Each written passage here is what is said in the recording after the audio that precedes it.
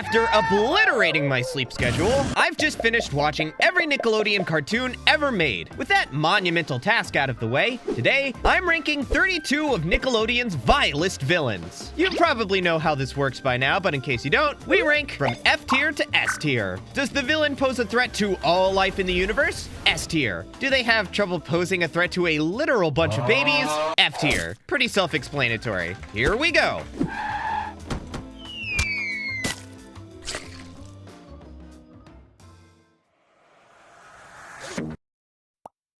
Doug. Doug's your average school kid, and with average school kids can sometimes come average school bullies. And wouldn't you know it, that's exactly what we have with Roger Klotz. Roger is a green-skinned, leather jacket-clad menace to the Bluffington Elementary School children. He kinda acts like a classic greaser bad guy, even complete with a set of cronies. Generally, he's just kinda manipulative and mean to Doug, telling him a bunch of tall tales to scare him. Tell him about the nematode, guys!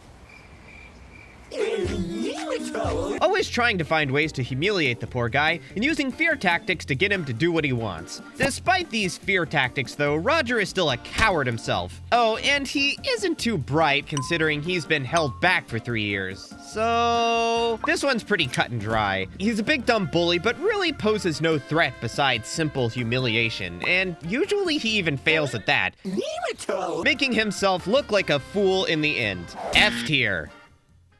Next up is Rugrats, which deals with a literal bunch of babies. Remember the intro? The foil to all the babies' plans, however, is Angelica Pickles, the cousin of Tommy. She's older than the rest of the babies, considering they're all about 1 year old. But she herself is nothing more than a 3-year-old girl. But let's be fair, this girl is cruel. She's horrible to the babies, oftentimes taking the things they love most and tossing it to the side for a cheap laugh.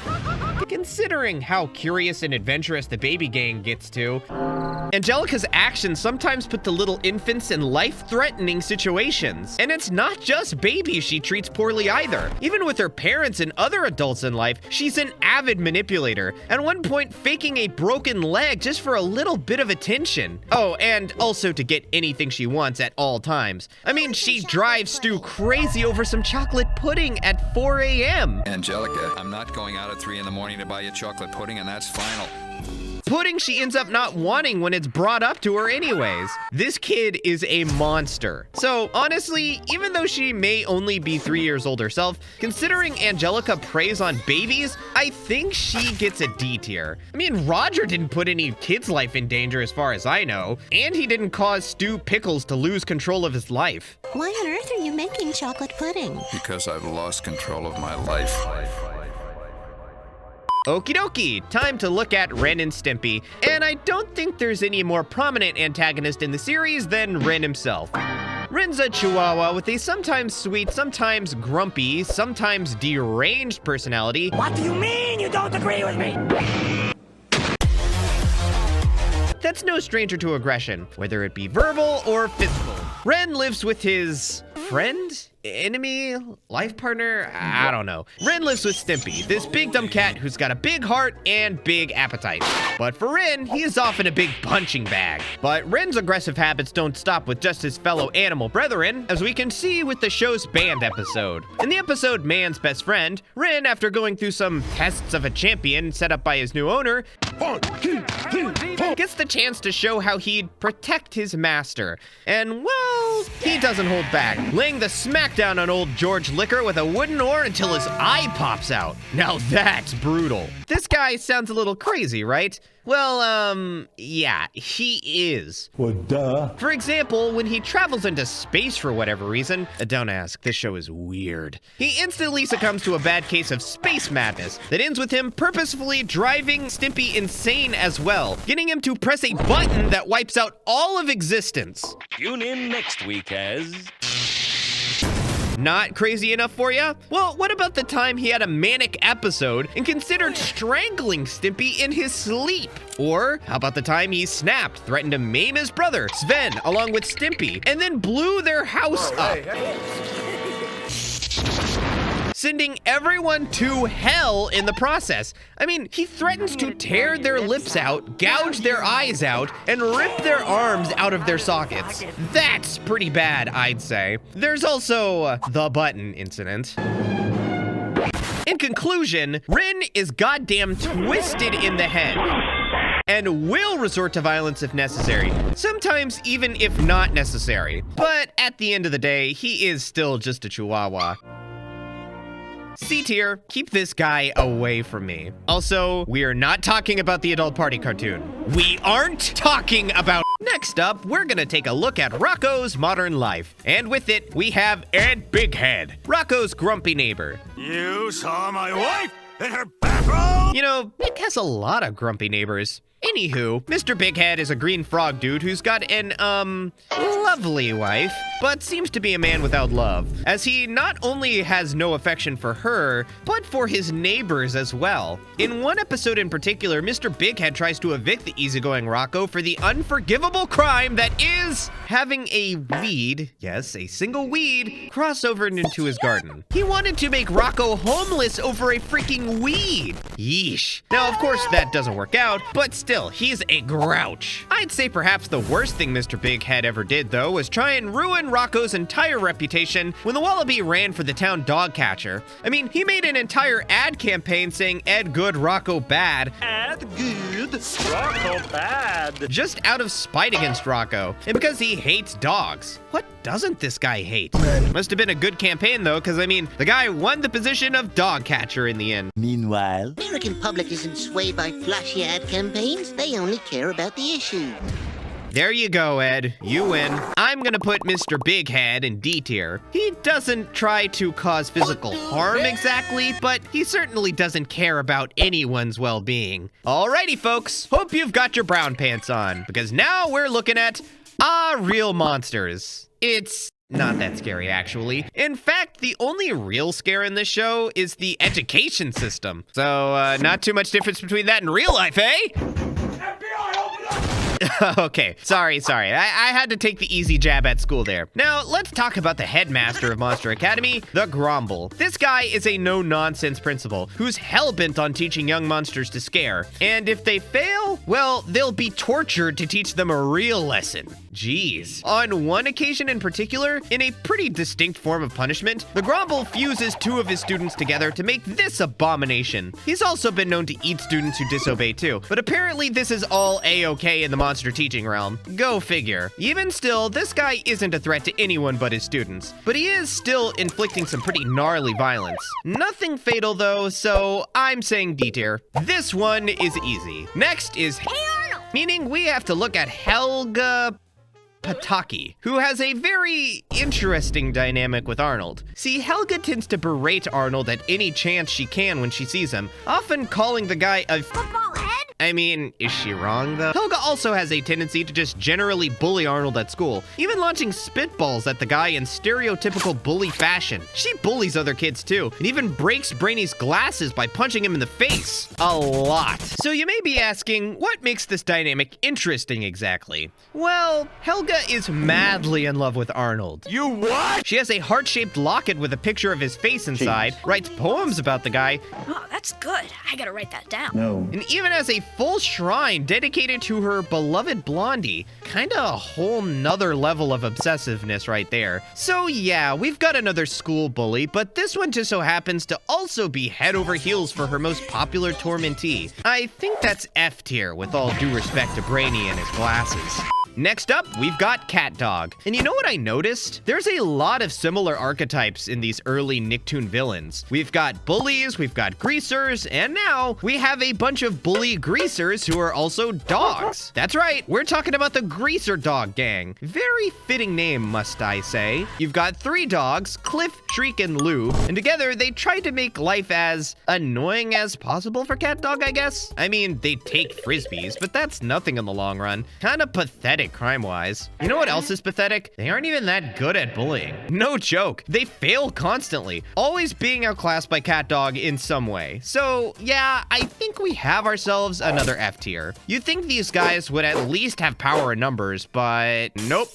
Get your safari gear, folks. We're looking at the wild thornberries. The main villain here is this ugly dude, Sloan Blackburn, who's a pretty heelish poacher, mainly poaching animals of the elephant variety. Might I add, that's straight up vile. Elephants are endangered. Come on, man, go for like roaches or something. Honestly, he's kinda a jerk to all wildlife, capturing pretty much anything he can get his hands on in pretty cruel fashion. I mean, he tears this cheetah cub out of the metaphorical paws of its mother and out of the literal hands of a little girl.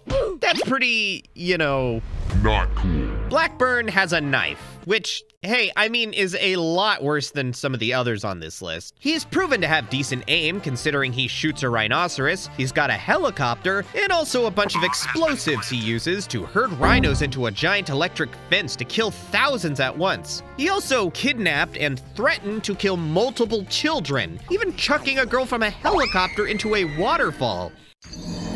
I guess we shouldn't have expected anything less from someone with such an evil last name like Blackburn, huh? So yeah, this guy definitely has some spunk when it comes to villainy. I'm gonna put him in B tier. Let's move on. All right, here's the one you've all probably been waiting for. Time to look at some nautical nonsense with SpongeBob SquarePants. And yeah, we all know who we have to look at. Good old Sheldon J. Plankton.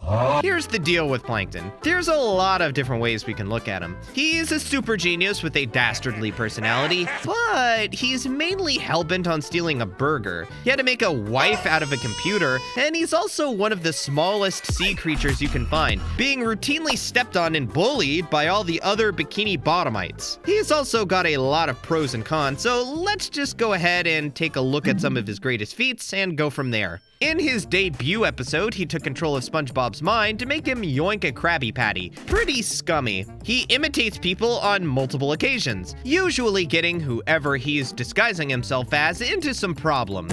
At one point, he just takes SpongeBob's brain out of his body and places it into a robot to get him to do what he wants, which only gets more screwed up the more you think about it. But worst of all, in the first SpongeBob movie, he stole Neptune's crown, framed Mr. Krabs, and had him frozen, and then enslaved all of Bikini Bottom using, well, I guess his trademark, mind control. And then he created his own dystopian hellhole in the process. So yeah, the little guy is a bigger threat than you'd ever imagine, all due to that big brain of his. Oh, he also had a Roman Colosseum and was going to have Patrick eaten by this sea lion. That's creatively messed up. So yeah, I'm putting Plankton in B tier, though you can probably pretty easily just squish this guy. Sometimes even by accident. He's got a lot of technology that'll definitely put things up a few notches danger-wise. I mean, he conquered a town. That's the biggest thing anyone on this list has done so far. Now, we're not actually quite done with SpongeBob yet, as I have two smaller villains I want to look at. First up is Man Ray, one of Mermaid Man's arch enemies. Now, typically Mermaid Man's enemies are pretty easily defeated by the elderly hero. I mean, the dirty bubble is a bubble, so you can just pop him. Barnacle Man can be vanquished if you buy him an adult meal instead of a kid's meal, but Man Ray is different. On one occasion in particular, thanks to a little bit of shenanigans with time travel, Man Ray defeats the heroes and takes over Bikini Bottom in very similar fashion to Plankton, except instead of using mind control, Man Ray uses pure brute force. Pretty gross looking city there too. That giant menacing billboard! It's missing a bolt on the bottom! Yeesh. Still though, despite the city looking like a climate nightmare, Man Ray is going into A tier. He's above Plankton because, well, you can't really step on Man Ray. But we actually have one more character we've got to look at. Some of you will be very pleased to see me cover this. You see, in my weapon rankings vid, you guys very graciously pointed out that I forgot the magic pencil when discussing powerful weapons from SpongeBob. What have I done? And yeah, I guess I did. Sorry about that, folks. But to make it up, I'm gonna go ahead and look at the guy who utilized it the most, DoodleBob. DoodleBob is a little bastard created by SpongeBob using this pencil that came from the surface, that when used underwater can create whatever the user wants. DoodleBob is a little messed up though, as from the moment he's created, he goes on a crime spree, beating up Squidward and then dropping a wrench on Patrick. Later on, after being erased, which is admittedly one of DoodleBob's biggest weaknesses, he comes back to life, draws himself once more, and then tries to erase SpongeBob. wrecking his house in the process. So yeah, the thing can also erase things from real life. That's powerful. Unfortunately for DoodleBob though, he's gotta worry about more than just being erased. As if he's touched by paper, he's bound to it for the rest of his days and becomes nothing more than the drawing he was always meant to be. Also, the pencil can break. So yeah, DoodleBob is a menace, make no mistake about it, but he's also got some pretty big weaknesses, especially if he doesn't have that pencil. So yeah, with that in mind, I'm feeling a C tier placement here. Finally, there's Squidward. Why do today what you can put off till tomorrow? Squidward is just a lazy jerk. Nobody wants to be a Squidward. F tier. Next! Hope you have your backpacks, folks. It's time to look at Dora, because I feel she's too iconic to not cover here. For those of you who don't remember anything about the show, the main antagonist is this sneaky little fox in a blue bandit mask named Swiper. His main goal is to just steal whatever he can from Dora, Boots, and whoever else is joining her that day. Does he succeed? Sometimes, but not always. He's kinda easily swayed into not being mean if you just tell him to stop 3 times. Swiper, no swiping! Swiper, no swiping! Swiper, no swiping! Oh, man. Thanks for helping us stop Swiper. Is he a fox? Yes. Are foxes typically just seen as pests that can easily be dealt with by animal control? Yes. Because of this, am I just gonna put Swiper in F tier? Yes! Hopefully he doesn't have rabies, though. Next up is the Fairly Odd Parents. And while there are many villains to look at, I think I've got 3 basic ones to look at here. I'll go in order of how threatening they are. First up is Mr. Crocker, Timmy's teacher at school, and an avid believer in fairy godparents. Fairy godparents! He needs to catch them to prove his theory, but push comes to shove, he's not too competent at it, though he certainly does have a knack for technology which gives him points. I'll give him D tier. He still lives with his mom. Feels about right. Moving on quickly here. Next up, we have the anti-fairies, who live to cause problems. Literally, they're apparently the cause of all bad luck.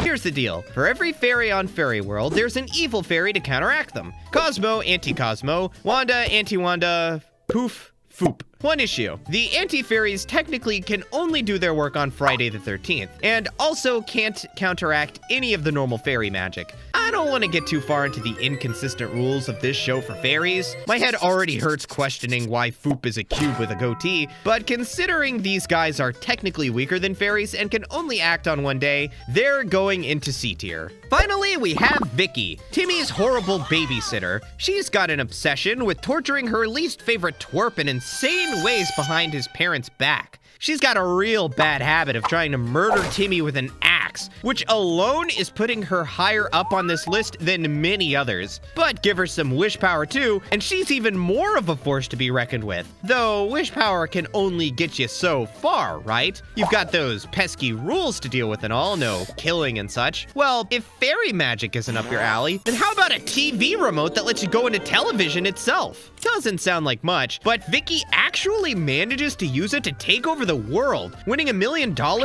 and then meeting up with a bunch of dictators on Dictator Week on the Discovery Channel. Of course. Anywho, she meets up with dictators, teams up, gets an army of ninjas, and then, yeah, takes over.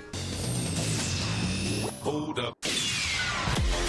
I think that's ground for an A tier placement. She's cruel to children, cruel to the world, and has a murderous side. See if I have everything I need to ensure the proper amount of quality child supervision. Now we're looking at Invader Zim. And if you know anything about this show, you know we're talking about Zim himself. Did you wash your ass today? He's an alien who's secretly inhabiting Earth with the secret goal of taking over the planet. Without bringing any attention to myself. Secretly. Being an alien, Zim is equipped with a lot of technology, such as Gur, his little robot buddy. Hooray for Earth! Pretty cute, right? You know what's not cute? Eating the organs of other students.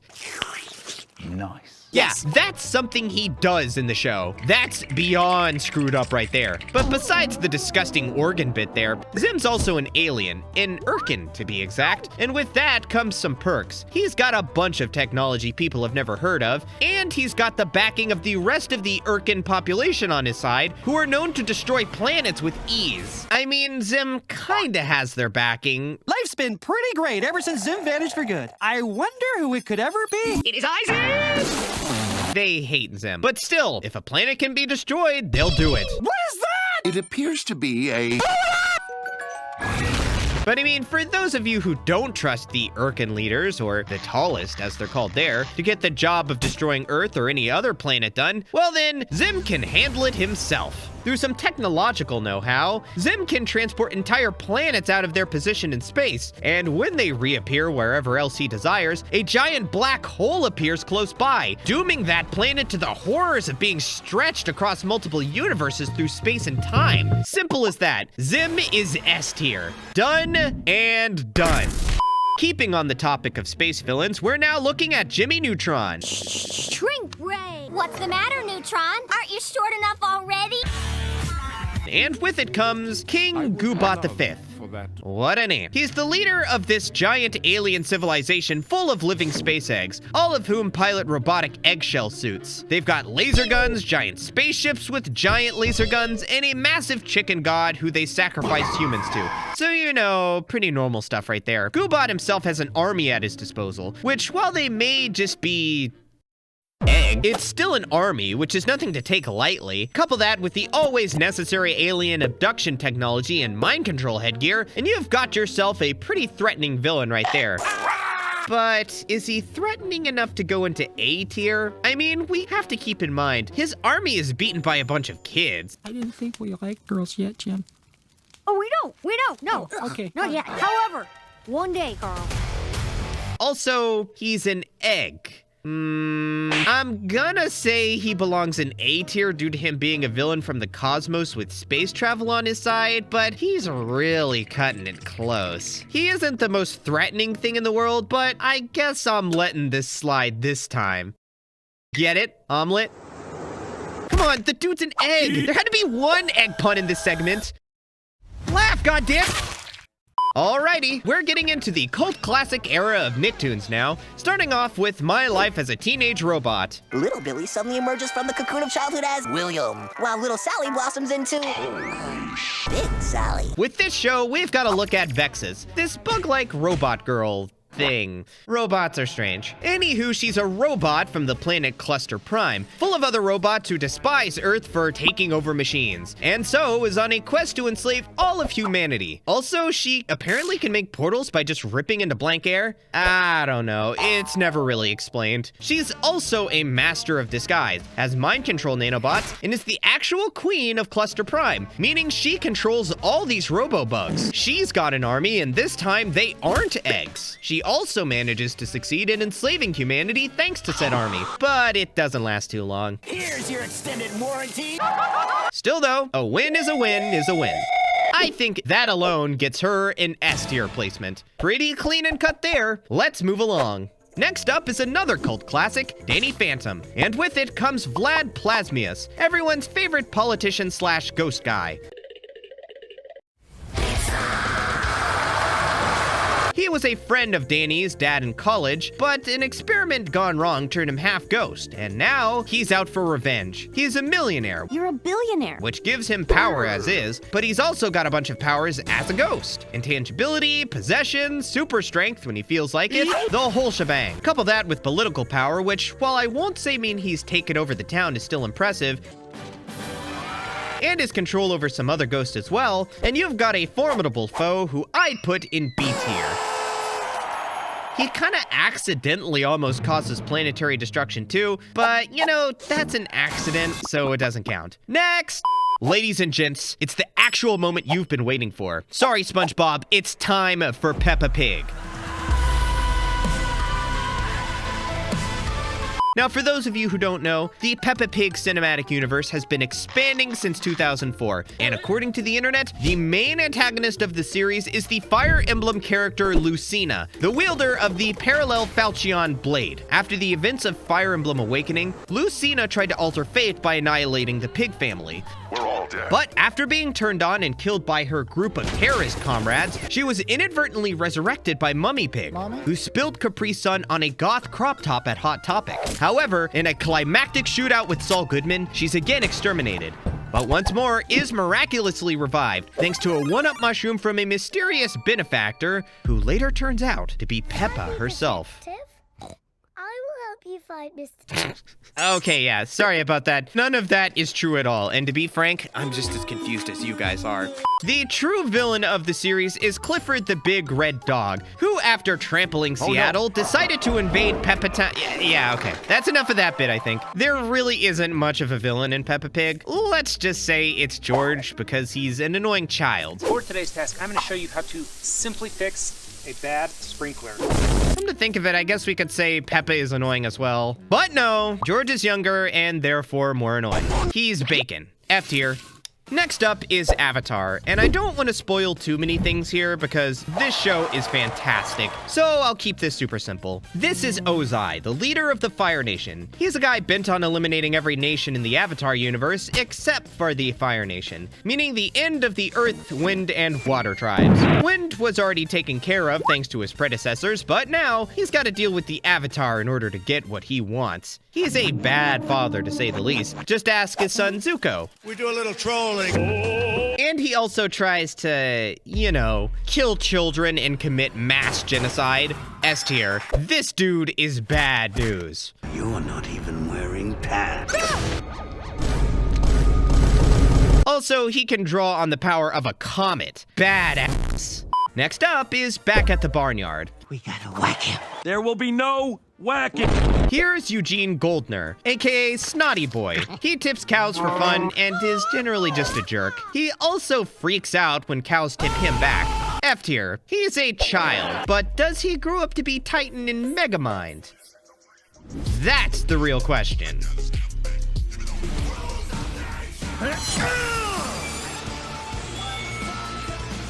The answer is no. Still F tier. Hope you're keeping yourself cute and cuddly because now we're looking at the Penguins of Madagascar. The Nickelodeon show, I mean, not the movie. The main villain here is Dr. Blowhole, Skipper's arch nemesis. Well. Well, well. Well, well, well. Well, well, well. He's a super smart dolphin with a robot eye who has an army of lobsters at his disposal. He's also got a lot of advanced technology in his arsenal. High definition with surround sound. Including bombs, which are no laughing matter, even if they look like King Julian. He also has a bunch of heaters set up in the Arctic that he plans to melt the ice caps with to flood the world. So yeah, he's basically doing what us humans are already doing to ourselves. And his plan to do it doesn't even really succeed, even with this giant mutant lobster to aid in taking down the penguins. So yeah, I'm gonna give this guy a C tier. Next. Now we've got Fanboy and Chum Chum. And with it, we're gonna be looking at who I see as the most powerful antagonist of the series, Kyle, the Conjur. He's got magic powers. Sorry, Boog. You're just a bully who likes to bop people. Boom, bam, bop. Actually, not sorry, come to think of it. Anywho, Kyle is a wizard and a literal Harry Potter wannabe. He dresses like him, uses a curved wand like him, and is even British. Are you hearing the difference? Perfect foil for Fanboy and Chum Chum right there. He's got a Necronomicon for spells, has been shown to use fireballs, lightning, and fireworks. Gotta put on a spectacle, I guess. He has got a metric butt-ton of spells that he uses, with one notably able to turn people into zombies. Not exactly something I'd trust in the hands of a self-absorbed child. In general, though, Kyle isn't much to write home about, as he just kinda tries to get back at Fanboy and Chum Chum whenever they bug him, with his schemes typically failing. For instance, the time Fanboy took his job as the chalkboard eraser, he gave Fanboy a cursed eraser that could erase entire objects from existence. But in the end, it caused Fanboy to accidentally erase almost all of Kyle. Ironic, huh? Now listen carefully. Wait, hold up. This kid has an eraser that erases things from existence? This guy is just shot up to A tier, having a magic wand alongside an eraser that warps reality. His only downside is that, well, he's a child. Why is he allowed to have something like... Okie dokie, time to get covert with Tough Puppy. Everybody's favorite show about a secret agent dog because I'm pretty sure it's the only one in existence. For this show, we're looking at Snaptrap, this mad scientist rat dude who's the leader of the evil organization known as... Very clever. Snaptrap's big goal is to try and take over the world, and being a rat ridden with lunacy, he ain't too great at doing so. Rats, rats, rats. Damn rats, rats, rats. There's an episode where he technically does manage to take over Petropolis and make it into his own little dystopia, but that's mainly due to some time travel junk involving Dudley. I could set this watch back 1 minute and risk horribly altering reality to beat Kitty to that donut. Going with the what? It's important to note that in that timeline, he took over the city before Tough, the company that has all the secret agents trained to stop Doom, even existed. Considering that, the question is his accomplishment as impressive as some of our other villains who took over a city? I'd say not exactly, but he does have some robot henchmen, which does give him a few points, I'd say. Truth be told, Snaptrap mainly relies on stealing junk for his schemes, and isn't super capable of making his own devices. He usually relies on devices that he yoinked from Tough, whether it be as simple as a mind-reading helmet.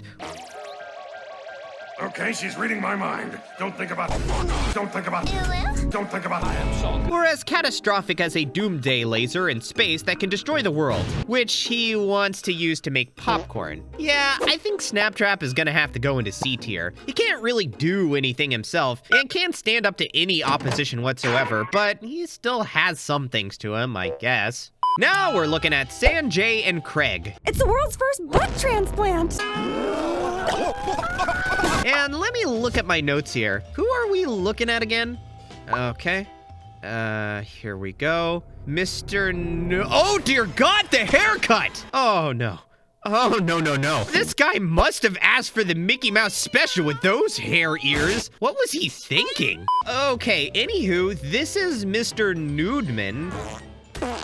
I got it. A guy who is just Sanjay and Craig's neighbor. Apparently he's got a hatred of snakes, and with Craig living next door, you can only imagine how he feels about the two troublemakers. He tries to stop them from doing stuff that bugs him, and that's about it. F tier. He can also barely climb a fence, but he's, got some glutes, I have to admit. I don't want to look at them any longer, actually. Ugh. Next! The main villain of Breadwinners is the show's goddamn existence. F tier. I've never once met a duck named Sway Sway, and I never want to. You're out of here. Next up, we've got the Loud House, and for this, I'm just gonna be looking at Morag, the antagonist of the Loud House movie. Morag, the castle caretaker. Oh, would you care to take my bag? I know there's some other villains in this series, but to my knowledge, none of the others have full use of a dragon. Oh, spoiler alert, that's what she's got in her repertoire. When the Louds find out that they're connected to Scottish royalty, they head over to their castle. And, well, considering they spent years and years in America, there had to be someone who took care of that castle all that time. Turns out that's this girl, Morag. She's a cranky housekeeper who wants nothing more than the Loud family to be out of Scotland. I cooked. She uses this pink amulet thing to control the family dragon and make it seem like Lincoln destroys the town of Loch Loud. But in reality, yeah, that's just her. She then tries to run the family out of the country using the dragon. And yeah, that's kinda it. Still though, she's got a dragon on her side, right? Or at least she does until that gym is destroyed, which it easily is by the dragon's own fire breath. How did she get this far? Let's put her in C tier. I think that works here. She's not even using the dragon to hurt people, more so to scare people. The thing breathes fire, man. For a villain, you really aren't living up to all the evil you could be. Okay, now for Teenage Mutant Ninja Turtles. Yo, Mikey, I got a little ninjaing for you right here. I feel we've got two main candidates to look at here. I'll start off with the more well-known one, Shredder. Let me put this out here first. There is so much turtle lore out there, and I'm like 100% new to this, so if I get some wrong, please feel free to correct me in the comments. Here we go. Shredder is the leader of the Foot Clan, a group of assassins, with their ultimate goal being to avenge his father's death at the hands of Splinter, the Turtles' leader. He also decided to take Splinter's daughter and raise her as his own, training her in the ways of the Foot Clan, meaning yeah, she wants to kill her own father. That's cold. He's extremely dangerous with any ninja weapons and, you know, is already coated in spikes. He also becomes Super Shredder, who is basically superhuman, super-powered, super-busted Shredder, and then dies and is reborn as Undead Shredder. So he's pretty much immortal, has an army, and is just straight up twisted.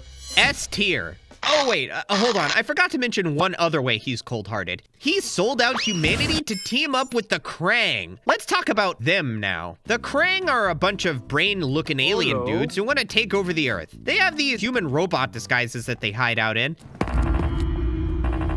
You think you're tough, huh?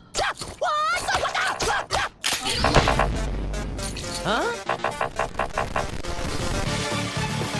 Have a bunch of spaceships that they pilot. They abduct people, torture people, use giant robots and giant lasers, and also do indeed successfully take over the entirety of New York. S tier as well.